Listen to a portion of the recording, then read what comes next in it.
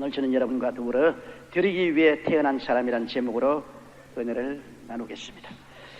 갈릴리 호수는 동북쪽으로부터 요단 강물을 받아서 그 물을 다시 서남쪽으로 흘러보내는 살아있는 호수입니다.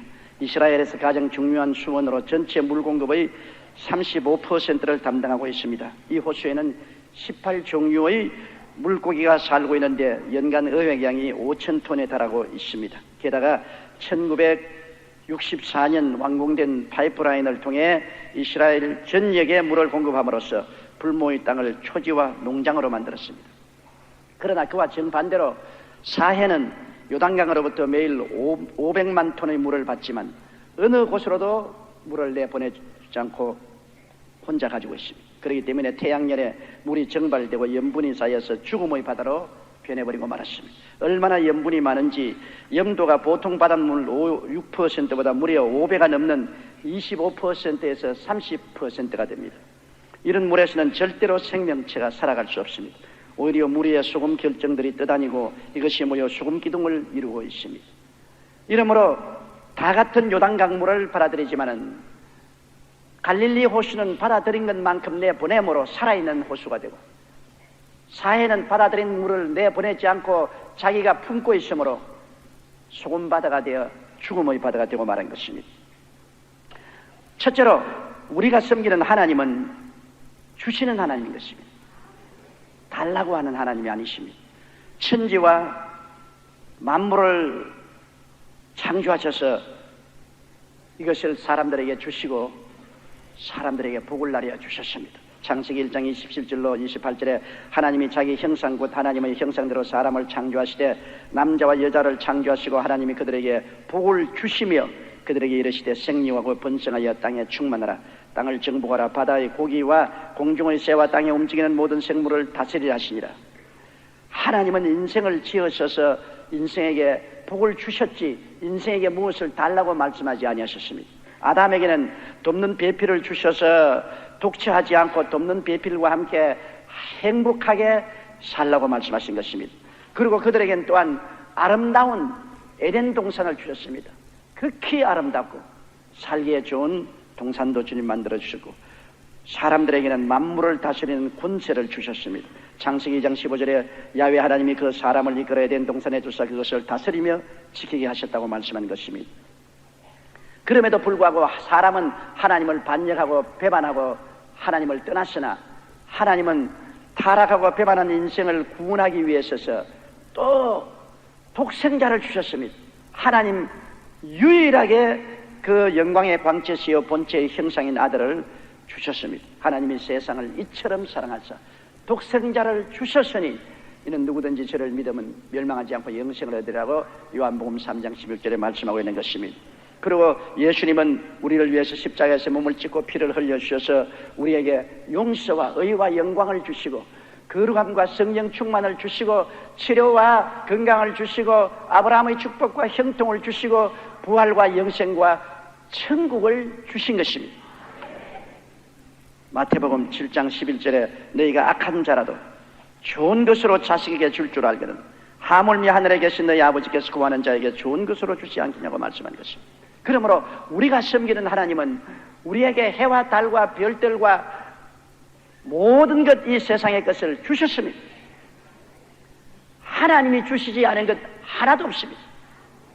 우리가 숨쉬고 살아있는 이 모든 삶도 하나님이 주신 것입니다. 그런데 이 세상에는 주시는 하나님이 계신가 하면 자꾸만 빼앗으려고 하고 달라고만 하는 탐욕의 주체도 있습니다. 그것은 마귀인 것입니다. 마귀는 원래 하나님이 지으신 가장 빼어나고 아름다운 천사장 루시퍼였습니다. 그럼에도 불구하고 그의 아름다움에 도취되어 하나님을 반역하고 하나님의 보좌를 뺏으려고 했습니다. 하나님께 영광과 찬양과 존귀를 돌리는 것이 아니라 보좌까지 빼앗으려고 했습니다. 그래서 하늘 보좌에서 하나님은 그들을 쫓아내시고 공중에 권세 잡은 악한 사탄이 되고 말한 것입니다. 이사야 14장 13절에 내가 내 마음에 이르기를 내가 하늘에 올라 하나님의 뭇별 위에 나의 보좌를 높이리라. 그렇게 하다가 그 탐욕 때문에 쫓겨나고 마는 것입니다. 아담도 한 가지입니다. 마귀의 꾀임을 받아서 하나님이 주신 것을 감격하고 감사해서 찬양을 드리지 않고 자기들도 하나님처럼 되게 안 해준다고 불평을 가지고 하나님처럼 되려고 하나님의 명령을 불순종했습니다. 탐욕입니다. 창세기 3장 5절에 너희가 그것을 먹는 날에는 너희 눈이 밝아 하나님같이 된다는 마귀의 말에 꽤 넘어왔어. 하나님처럼 되려는 욕심으로 주시옵소서 하다가 반역을 하고 타락하고 마는 것입니다. 그 아담과 하와의 자손이 오늘날 인류들인데 타락한 인간은 태어날 때부터 탐욕의 노예가 되어서 태어난 것입니다. 인간은 태어날 때부터 머리끝부터 발끝까지 욕심과 탐심의 노예가 되어서 태어난 것입니다. 누가복음 12장 15절에 저에게 이르시되 삼가 모든 탐심을 물리치라. 사람의 생명이 그 소유의 능력한 데 있지 않다고 예수님 말씀했는데 모든 사람들은 탐심을 가지고 있습니다. 조금 가지면 더 가지고 싶고 더 가지면 또 더 가지고 싶고 더 가지면 또 많이 가지고 싶어합니다. 1993년 스페인에 있었던 일인데 한 남자가 우리나라 돈으로 약 3억에 해당하는 복권에 당첨되었는데 다음날 살인죄로 체포되었습니다. 왜 그러냐니 경찰을 조사해보니 복권 당첨을 축하하기 위해 모인 가족 파티가 열렸는데 17살의 동생과 복권을 통해서 탄 돈을 서로 나누기 위해서 싸움이 벌어져서 오빠가 동생을 칼로 찔러 죽여버렸어요. 그래서 그는 살인자로 감옥에 갇혔습니다. 3억 중에 한 1억쯤 줘도 괜찮지 않습니까? 없던 돈 생겼는데 그 동생이 달라간다고 칼로 찔러 죽여버렸습니다. 인간의 탐욕은 끝이 없는 것입니다. 가지면 가질수록 더 가지기를 원하기 때문에 사람의 욕심을 채울 수가 없습니다. 탐욕이란 마치 바닷물을 마신 것 같습니다. 소금기가 목에 채이니까 자꾸 더 마셔서 바닷물을 마시는 사람은 배가 남산만치 불러져서 죽습니다. 그렇기 때문에 바다에 빠진 사람은 아무리 목이 말라도 바닷물은 마시지 말아야 됩니다. 소금기가 목에 붙음으로 자꾸 마시게 되는 것입니다. 탐욕은 바닷물을 마시는 것과 똑같은 것입니다. 탐욕의 노예가 된 인생들은 주어진 삶에 만족하지 않습니다. 눈은 보아도 조감이 없고 귀는 들어서 만족감이 없고 입은 먹어서 만족감이 없고 금과 은은 소유해서 만족감이 없습니다. 절대로 주어진 삶에 만족하지 않은 것이 오늘 탐욕으로 태어난 인생들인 것입니다. 성경에는 디모데전서 6장 8절에 우리가 먹을 것과 입을 것이 있은즉 족한 줄 알라고 했는데 탐욕은 결코 족한 줄을 알지 못합니다. 그리고 인생들은 탐욕 때문에 나누기에 인색합니다. 내가 가진 것 힘껏 움켜쥐지 남에게 주고 나누기를 원치 않습니다. 잠언서 11장 24절에는 흩어 구제도 더욱 부하게 되는 일이 있나니 과도히 아껴도 가난하게 될 뿐이라. 그런데 탐욕을 가진 사람은 과도히 아끼고 움켜쥐고 소유해서 남에게 주지 않으려고 하는 그러한 악한 습관이 있는 것입니다. 탐욕은 끝이 없어요. 옛날 중국의 주나라에 어진 신하가 살고 있었는데 하루는 왕이 밥상을 보고 나라가 잘 살게 되었는데 왜 식탁에 상아젓가락이 오르지 않고 아직 나무젓가락을 올리느냐고 호통을 쳤습니다. 이때부터 그 어진 신하는 몹시 근심하기 시작했습니다. 아예 집 밖으로 나가지도 않았습니다. 친구들은 그가 왕의 젓가락 때문에 고민하고 있다는 얘기를 듣고 그를 찾아 물었습니다. 아니 자네 왕의 젓가락 하나 바꾸는 것이 무슨 대수라고 그렇게 고민하는가. 그러자 그 신하가 이렇게 대답했습니다. 그런 얘기 하지도 말게. 상아젓가락이 대수롭지 않은 것 같아도 그리 단순하지 않네. 상아젓가락을 장만하면 그 다음에는 금그릇 내놓으라 할 것이고 금그릇 내놓으면 산의 진미를 차리라 할 것이고 산의 진미를 차려놓으면 이제는 밥상을 금상으로 만들라 할 것이고 다음은 아방궁을 장만하라고 할 것인데 그렇게 되면 백성들이 얼마나 고통을 당했는가. 왕이 벌써 탐욕이 들어갔으니 그 왕의 탐욕이 끝이 없는 욕심으로 나올 것이기 때문에 내가 잠을 설친다고 말했습니다. 사람이 한번 탐욕에 빠지기 시작하면 탐욕에 채워져도 절대로 만족할 수 없습니다. 끝까지 더 가지기 위해서 탐욕의 노예가 되는 것입니다. 우리 인간의 역사를 보면은 전쟁을 일으키는 나라들을 보십시오. 한 나라를 점령하면 또 다른 나라를 침략하고 그 나라 점령하면 또 옆에 있는 나라를 침략하고 끝없이 땅을 넓혀가려고 하는 그런 전쟁을 한 것을 우리가 알 수 있습니다. 그렇기 때문에 항상 더 갖기 위하여 싸웁니다. 탐욕을 가졌으니까 조금 더 자꾸 더 가지기 위해서 싸우지. 야고보서 4장 1절로 2절에 너희 중에 싸움이 어디로 다툼이 어디로 쫓아나느냐. 너희 지체 중에서 싸우는 정욕으로 쫓아난 것이 아니냐. 너희가 욕심을 내어도 얻지 못하고 살인하며 시기하여도 능히 취하지 못하느니 너희가 다투고 싸우는도다. 그렇게 말했습니다. 다투고 싸우는 것은 더 가지기 위해서, 더 욕심을 내어서 싸우게 되는 것입니다. 더 갖기 위한 싸움이 개인적, 사회적, 노사 갈등, 지역 갈등적으로 표출되고 있습니다. 우리나라에도 끝없는 탐욕으로 싸우는 것을 우리가 볼 수 있습니다. 대표적인 예로 우리나라의 노사 분규는 외환위기 이후인 98년부터 지속적으로 증가했습니다. 13일 노동부 발표에 따르면 노사 분규 발생 건수는 지난 97년에 78건을 기록했으나 98년에는 129건으로 급증한 이후 99년에는 198건, 2000년에는 250건, 2002년에는 322건 해마다 증가 추세를 보였습니다. 왜냐? 우리가 잘 살아갈수록 욕심이 더 생기는 것입니다. 옛날에 못 살 때는 노사 분쟁이 그렇게 심하지 않았습니다. 그러나 생활 수준이 높아지고 수입이 많아질수록 더 몫을 차지하기 위해서 점점 분쟁은 더 없어지는 것입니다. 잘 살아지면 분쟁이 사라져야 될 것 같은데 더 분쟁이 심하게 되는 것입니다. 이것이 타락한 인생의 마음속에 가지는 끝없는 탐욕인 것입니다. 영국 런던 대학교의 한 교수가 54개국을 대상으로 어떤 나라 국민들이 더 행복감을 느끼고 살아가는지 조사를 한 적이 있습니다. 그런데 들어보세요. 놀라운 결과가 나왔습니다. 제일 이 세상에서 행복감을 느끼고 사는 국민이 어딘 줄 압니까? 방글라데시입니다. 가장 못 사는 나라인데 그 국민이 가장 행복하게 느끼고 있습니다. 3위가 나이지리아, 5위가 인도로 상위권을 모두 가난한 나라가 차지합니다. 가난한 사람이 갈수록 잘 웃어요. 여러분, 부자들은 잘 안 웃습니다. 그러나 아무것도 없는 가난한 사람은 어린애기 안고 부인이 대문가에 앉아가지고 허허하고 웃습니다.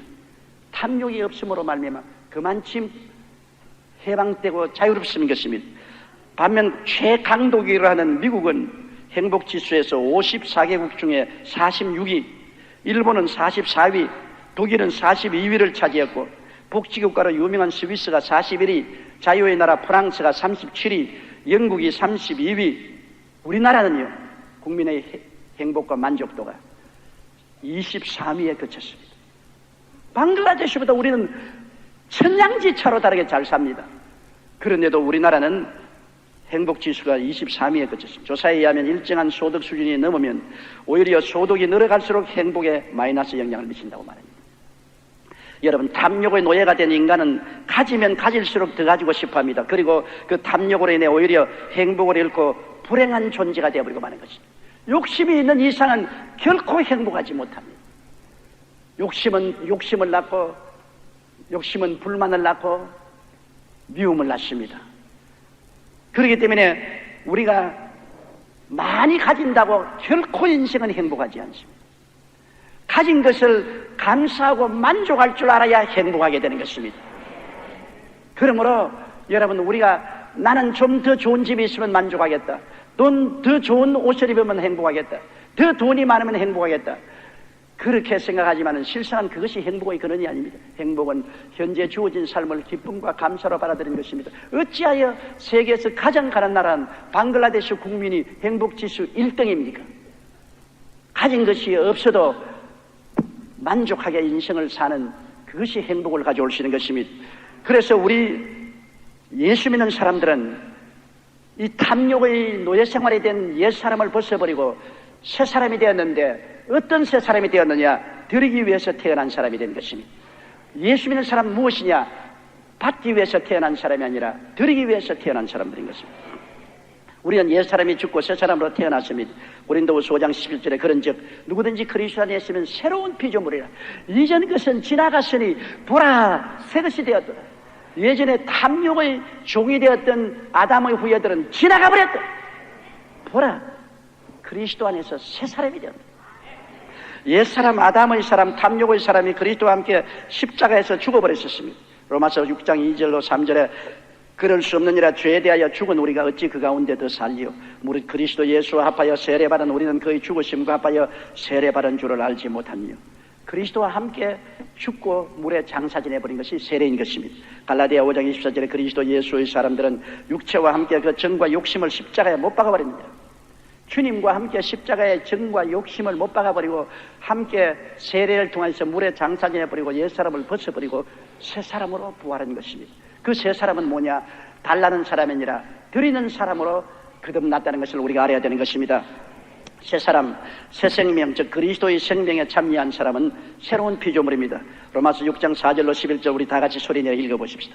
그러므로 우리가 그의 죽으심과 합하여 세례를 받음으로 그와 함께 장사되었나니 이는 아버지의 영광으로 말미암아 그리스도를 죽은 자 가운데서 살리심과 같이 우리도 또한 새 생명 가운데서 행하게 하려 함이라. 만일 우리가 그의 죽으심을 본받아 연합한 자가 되었으면 또한 그의 부활을 본받아 연합한 자가 되리라.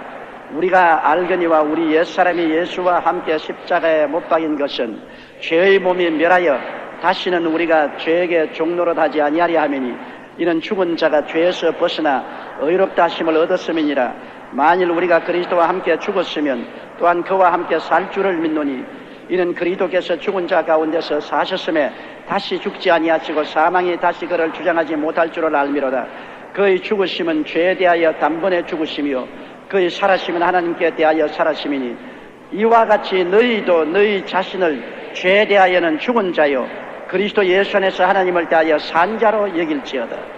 생각을 바꾸라는 것입니다. 죄를 짓고 탐욕에 놓여야 된 옛사람은 죽어버리고 그리스도 안에서 새로 살아난 사람이 되었다고 생각을 바꾸라. 달라는 사람은 죽어버리고 드리는 사람으로 태어났다는 것으로 생각을 바꾸라. 영국의 목사이며 사회사역가인 조지 뮬러는 인생을 고아를 위해 헌신해 많은 사람들의 존경을 받았습니다. 그의 말년에 한 기자가 찾아가 어떻게 평생 그런 일을 할 수 있느냐고 묻자 뮬러는 이렇게 대답했습니다. 조지 뮬러가 죽었기 때문입니다. 저는 하나님 안에서 세상의 평판에 대해서 죽고 세상에 선택받은 사람이라는 생각에서 죽고 좋은 것과 싫은 것, 원망 등에 대하여 죽었습니다. 또한 이 세상의 칭찬이나 비난에 대해서도 죽었습니다. 옛사람 조지 뮬러는 하나님 안에서 완전히 죽고 예수 그리스도 안에서 새 사람이 되었으므로 나는 항상 주는 삶을 살 수가 있었다고 말한 것입니다. 그러므로 우리는 항상 알아야 될 것은 이제 내 인생 내가 사는 것이 아니라 그리스도와 함께 죽고 장사되고 함께 살았으므로 내 인생 예수님이 살아준다고 해야 되는 것입니다. 따라 말씀하십시오. 내 인생 예수님이 살아주신다. 바울이 그렇게 말했습니다. 갈라디아서 2장 20절에 내가 그리스도와 함께 십자가에 못 박였나니 그런즉 이제는 내가 산 것이 아니요 오직 내 안에 그리스도께서 사신 것이라. 이제 내가 육체 가운데 사는 것은 나를 사랑하사 나를 위하여 자기 몸을 버리신 하나님의 아들을 믿는 믿음 안에서 사는 것이라. 그럼 예수님이 나의 속에 산다면 우리가 그리스도처럼 살아야 될 거 아닙니까? 그리스도는 일생을 섬기기 위해서 살았습니다. 섬김을 받으려고 하지 않고 섬기기 위해서 살았고 예수님은 목숨을 대속물로 주시기 위해서 오신 것입니다. 받기 위해서 온 게 아니라 주시기 위해서 오신 것입니다.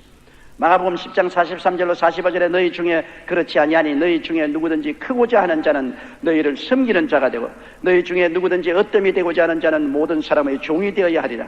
인자에 온 것은 섬김을 받으려 함이 아니라 도리어 섬기려 하고 자기 목숨을 많은 사람의 대속물로 주려 함이라.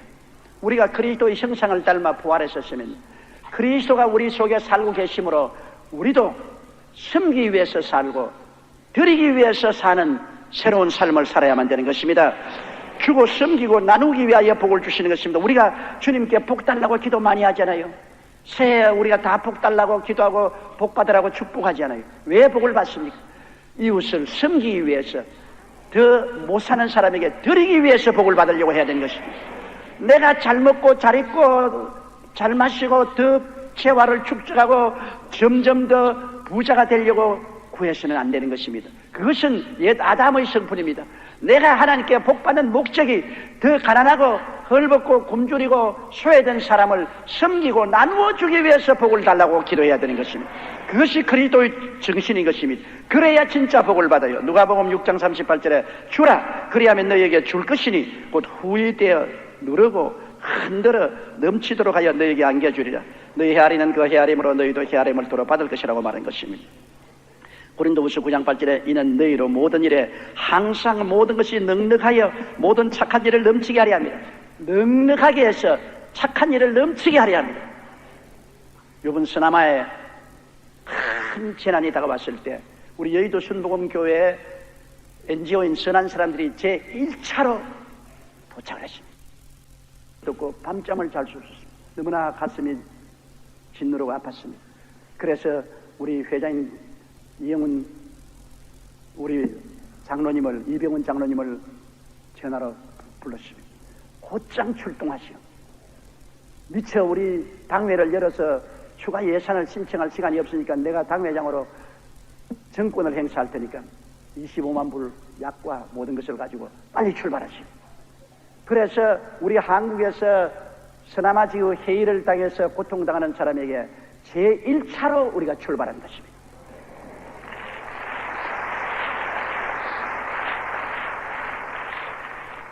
사람들은 우리가 뭘 하느냐고 하지만은 우리는 우리 선한 사람을 통해서 한국이나 북한이나 해외에 고난당하는 사람에게 언제나 나누어 주는 일을 아끼지 않고 해왔습니다. 그래서 하나님이 우리에게 복을 주신 것입니다. 은혜를 베풀어 주신 것입니다. 우리가 우리만 잘 살겠다고 사회처럼 움켜졌으면 우리 전부 다 소금기둥이 되고 소금밭이 되고 말았을 것입니다. 우리는 요단강물처럼 하나님이 복을 주신 대로 계속해서 흘러내보내셨습니다. 계속 교회 개척을 하고 계속 지방교회를 도와주고 계속 불우한 이웃과 함께하고 불우한 세계의 어려운 것을 같이 끌어안고 왔기 때문에 하나님이 생명이 넘치는 요단강물 같은 교회로 만들어 주신 것입니다. 그러면 우리 성도의 삶의 원리는 무엇입니까? 우리는 어떻게 성도로서 살아야 되겠습니까? 첫째로 하나님께 드리는 삶을 살아야 되는 것입니다. 우리가 엎드리기만 하면 하나님께 주시옵소서 주시옵소서. 나는 그럴 때마다 생각이 납니다. 강아지 새끼를 많이 낳은 어미교에 강아지가 하도 달라드니까 나중에 일어나서 털어버리고 도망치더라고요. 그런데 강아지들이 쫙 따라가는데 엄마는 자꾸 따라가더라고요. 너무 달라드니까 어미가 살 수가 없어요. 하나님도 살 수가 없다고. 하도 온 세계 성도들이 자꾸 주시옵소서 주시옵소서 하니까. 우리는 주시옵소서로 태어난 사람이 아닙니다. 우리는 하나님께 드리기 위해서 태어난 것입니다. 내 입을 넓게 열라. 어떻게 엽니까? 드림으로 넓게 여는 것입니다. 그러면 그 다음 하나님이 채우는 것입니다. 순서가 있어요. 먼저 드리고 받는 것이지 받아서 드리는 것은 아닌 것입니다. 아무것도 없는데요. 아무것도 없는 데서 드려야 받을 수가 있는 것입니다. 찬양과 영광과 존귀를 드려야 돼요. 여러분, 우리가 아무것도 드릴 수 없으면 입으로 하나님께 찬양과 존귀와 영광을 돌려야 되는 것입니다. 요한계시록 4장 17절 11절에 보면 24 장로들이 보좌에 앉으시니 앞에 엎드려 세세토록 사시는 이에게 경배하고 자기의 면류관을 보좌 앞에 던지며 가로되 우리 주 하나님이여 영광과 존귀와 능력을 받으시는 것이 합당하오니 주께서 만물을 지으신지라 만물이 주의 뜻대로 있었고 또 지으심을 받았나이다. 부활해서 올라간 사람들은 제일 먼저 하는 것이 하나님께 찬양과 존귀와 영광을 돌리는 것입니다. 우리도 하나님께 찬양과 존귀와 영광을 돌려야 되고 시간과 물질을 드려야 되는 것입니다. 우리는 시간 들여 주일날 와서 하나님께 경배하고 구역 예배도 가고 수요일날도 가고 시간 들이고 몸 들여서 봉사하지 않습니까? 우리 1900년도에 한국에 기독교 복음이 처음 들어왔을 때 한국 사람이 얼마나 가난했습니까? 농경국가로서 가난하기가 말로 닿을 수 없습니다. 그래서 선교사들이 우리 한국 성도들에게 한 말이 있습니다. 드릴 물질이 없으니까 날이나 드리십시다. 그래서 11조 대신에 날일조를 드렸습니다. 이 주일날은 바로 날일조를 드리는 것입니다.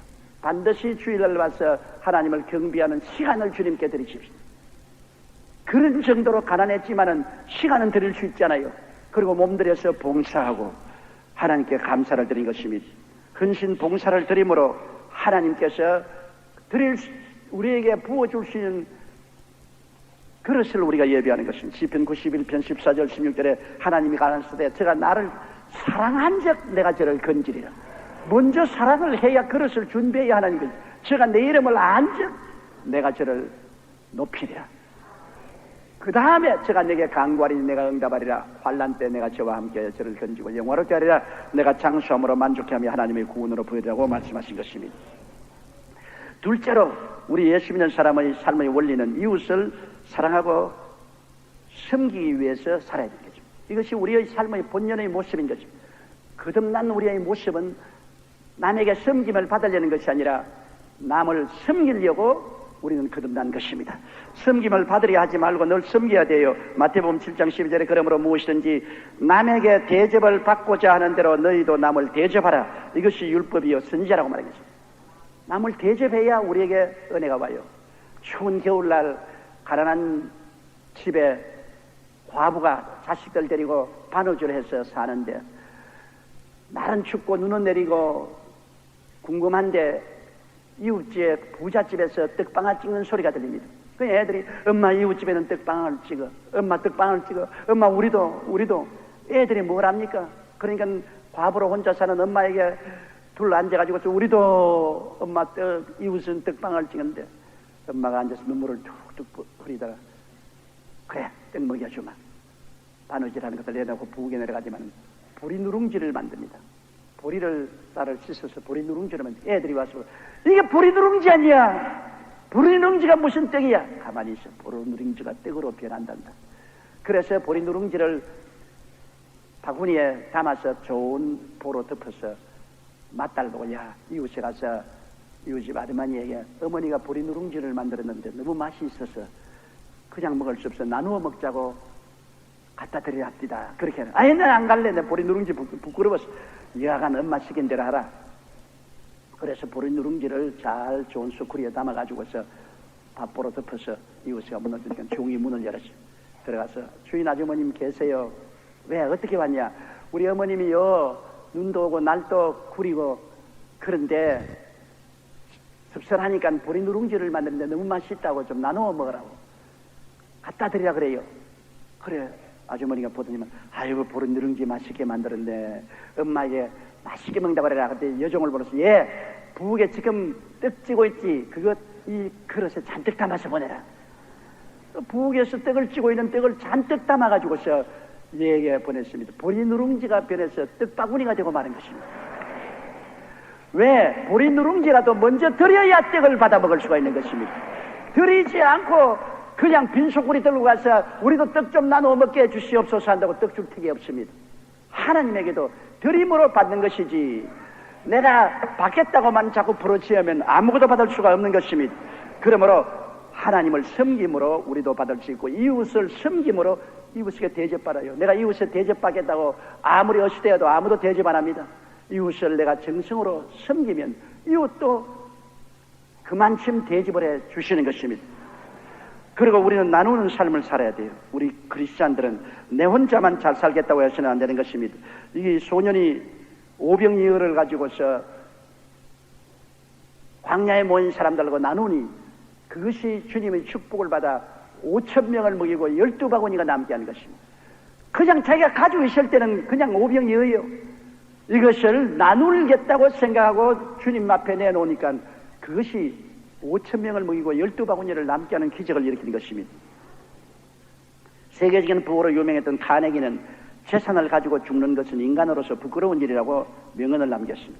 그는 원래 스코틀랜드의 가난한 농부의 아들로 태어났는데 경제 불황으로 인해 13살 때 미국으로 이민을 갔습니다. 평생 그가 배운 교육과정은 초등학교 4학년 전부였지만 그는 하나님을 열심히 섬기고 나누는 법칙을 그 인생에 실천해서 거대한 부자가 되었습니다. 강철 왕이 되었습니다. 그는 하나님의 축복으로 거부가 된 후에도 그 돈을 사회에 환원하려고 노력했습니다. 교육, 문화, 예술, 구제, 평화를 위해 여러 연구소를 설립했고 자선 사업에 크게 투자했습니다. 예술을 위해서 카네기 홀을 건축하고 그 외에 카네기 연구소, 카네기 기금, 카네기 교육진흥재단, 카네기 국제평화재단을 설립했습니다. 또한 각 지방교회에 약 7,000대의 파이프 오르간을 기증하고 2,800곳 이상의 도서관에 자금을 제공했습니다. 카네기가 생전에 사회에 개정한 돈은 지금으로 따지면 몇 조 원이 넘는다고 합니다.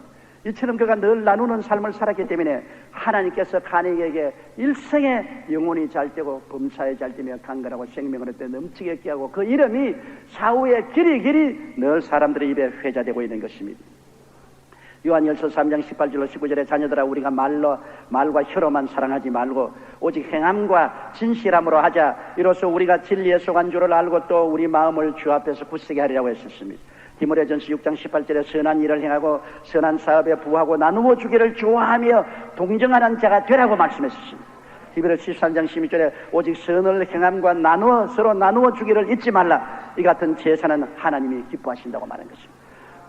그러므로 우리 거듭난 새로운 사람들은 이웃을 사랑하고 섬기고 그리고 나누어주는 삶을 살아야 되는 것입니다.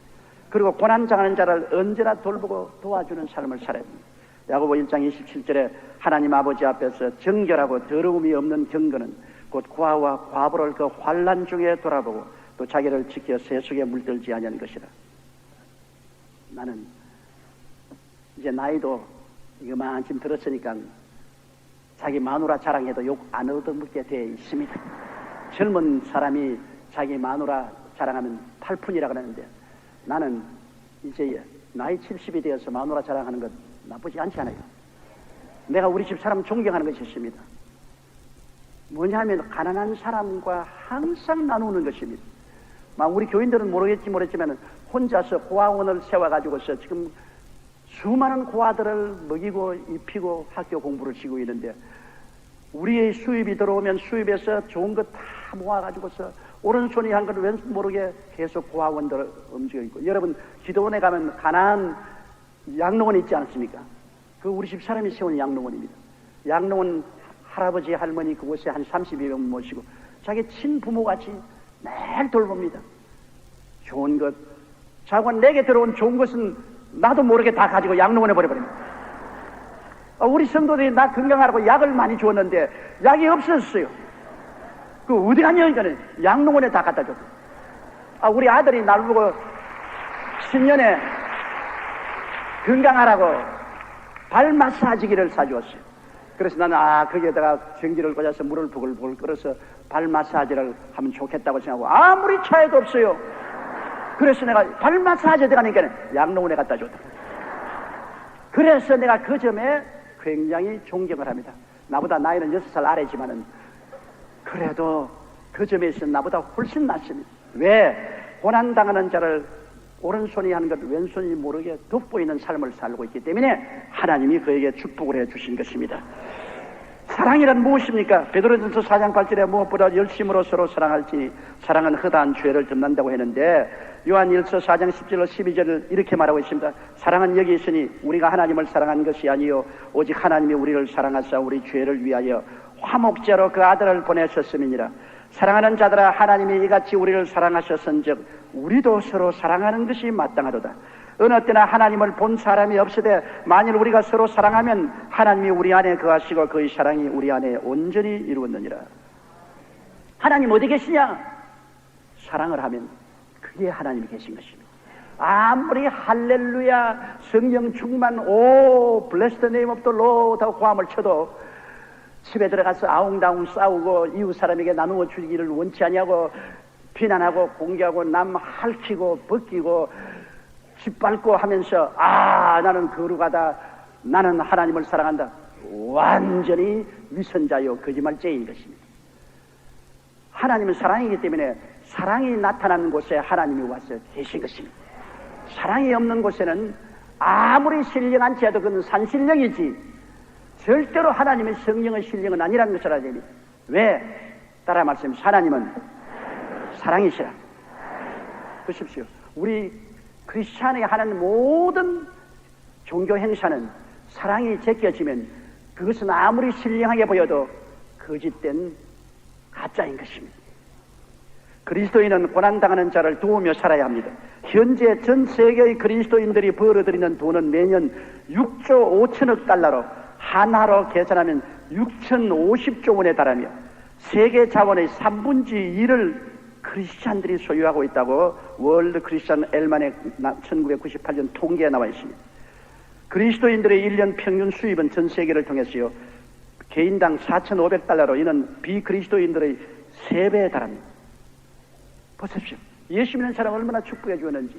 온 세계 인류 60억 인류 가운데 예수 믿는 사람이 세계의 부의 안 믿는 사람들의 3배를 가지고 있습니다.